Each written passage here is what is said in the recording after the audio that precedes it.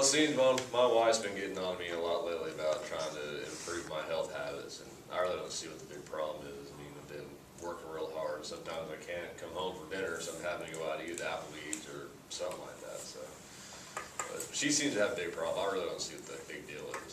Okay, and so what I'm hearing is that you don't feel like your health is concerning you right now or anything like that? I feel fine. I mean, my work is really manual labor intensive, so I'm usually working out and in the hot sun the majority of the day. So I'm usually sweating out any like bad things I put in my system. So.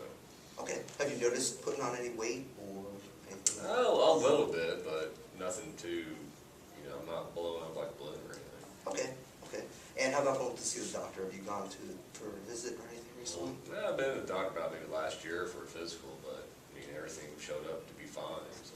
Okay. But you feel good. You feel good. Okay. And so what I hear is that you feel like your wife might be overreacting to this. Well, I mean, not really overreacting. I know she loves me, and I know she wants me to, live a long time and be healthy. But it's sometimes, especially if you work a hard job, when it kind of going out to eat in these places, kind of makes you feel a little bit better about your situation. So. Sure. Okay. And so one thing I'd just like to do is maybe give you some information on maybe obesity or diabetes, if you're interested or open to that. I hear. Sure. Okay.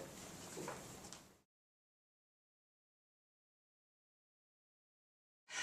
So I guess the issue is that my doctor seems to think that my blood pressure is a little high, but I really don't think that there's a problem, and I eat really well, and she suggested that I watch my caffeine, but really caffeine is not a problem for me.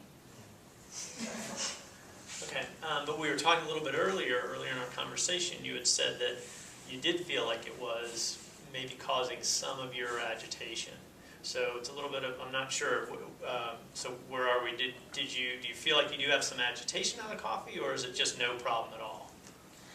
Well, sometimes it makes me a little jittery, and I have to go to the bathroom more frequently than some of my coworkers.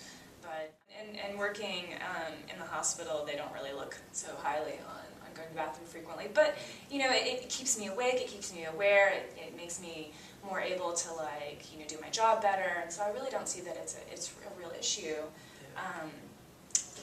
And I mean, maybe my blood pressure is a little high, but. Yeah, so let me see if I have this. So you got some positives, the awareness, and that you feel kind of on your game.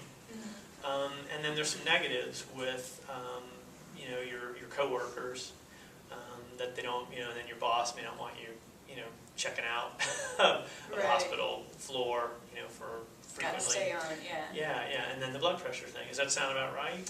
Yeah. Well, and sometimes, like I said, it does kind of make me a little jittery, and I don't know. I might not be as relaxed as I normally am. But, I really like it, and like I said, it makes me more aware of what's going on, and I feel like I'm much more observant. Yeah. How about frequency? Do you feel like you're good on how much coffee you're drinking? Yeah, I have about 4 cups a day. Okay. And that feels about right to you? Yeah, I mean, the coworkers that work at night, gosh, they bring in a carafe, and I can only imagine what their body's like. Yeah. What would happen if you looked at maybe reducing that? Would that get rid of maybe some of the things that are problematic? Reducing it, like. The number. Just yeah, the number but I mean, how much are we talking about? I don't know, you tell me. I mean, you're drinking 4 a day. I could probably, because I gotta have that morning cup. I really like waking up and that whole ritual and the, making the coffee, and I just really like the flavor. So I definitely don't want to give that up. I gotcha. Okay, so that one's important. Yeah. And then, of course, working a 12-hour shift, I really think that, the afternoon to keep me going until the evening is a really good idea, too. Yeah. I could probably give up the mid-morning. That's great. Yeah, I think so. So you've identified one of the 4 that you might be willing to try for a while to let go of. What do you think of that? I think that sounds all right. Okay. Yeah. Good. I think I could do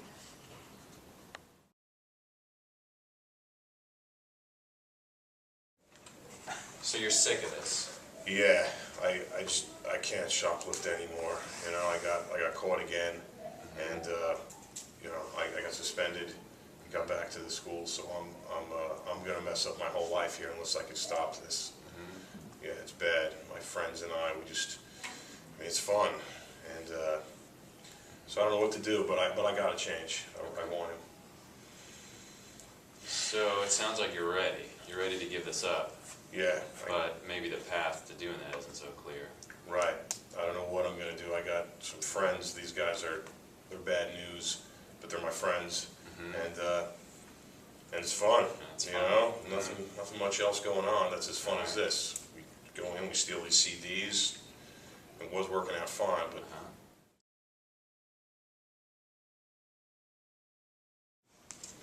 Thanks for coming back in, Laura. I know last time we talked about maybe going out and joining some activities in the community to work on meeting some people. So Yes. maybe you could tell me about how that's going.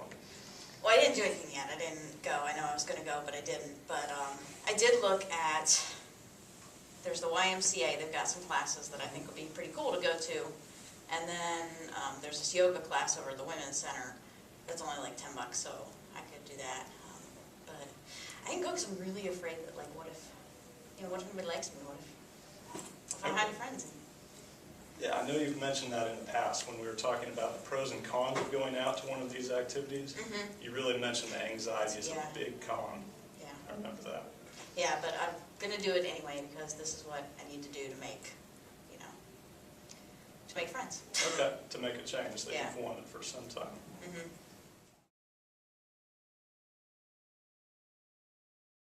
Pretty good. It's been 3 months now. Nice. Since you used since last time you used meth, right? Right. Okay. Right. It's been 3 months, and I've been doing pretty well. Good. And I met a couple new friends. Nice. So How last time we talked, you were kind of cutting the ex-boyfriend out of this because he was your dealer. So, right. and how's that going for Right. you? It's been good. I haven't answered the phone when he's called, Okay. and a couple of my other friends have tried to call me as well, and I haven't answered the phone. So it's been good for me to just reach out and meet a couple new people in the new neighborhood that I'm living in. So it sounds like you're making some good changes and changing your environment, kind of some of your behaviors, and these new friends. Yeah, the new friends, and I've been using the breathing exercises you taught me when I starting to feel a little stressed out, and I've been using those, and it helps me. I go for a walk and do my breathing exercises, and it calms me down and kind of gets me through that time.